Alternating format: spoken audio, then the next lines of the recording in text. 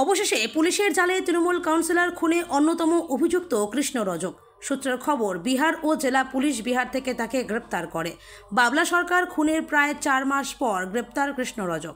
জানুয়ারি মাসের 2 তারিখে বাবলা সরকার খুন হওয়ার পর এই কৃষ্ণ রজক এবং বাবলু রজকের খোঁজ পেতে সোশ্যাল মিডিয়ায় পোস্টার দিয়ে 2 লক্ষ টাকা পুরস্কার ঘোষণা করেছিল জেলা পুলিশ। অবশেষে পুলিশের জালে কৃষ্ণ রজক, তবে এখনও পলাতক বাবলু যাদব। এই নিয়ে বাবলা সরকার খুনে গ্রেপ্তারের সংখ্যা দাঁড়ালো 8 জন। এদিকে কৃষ্ণ রজকের গ্রেপ্তারিতে এবার কি সামনে আসবে খুনের মূল কারণ এবং মূল চক্রী, সেই প্রশ্নই উঠতে শুরু করেছে। আজই কৃষ্ণ রজককে মালদা জেলা আদালতে তোলা হবে বলে জানা গেছে।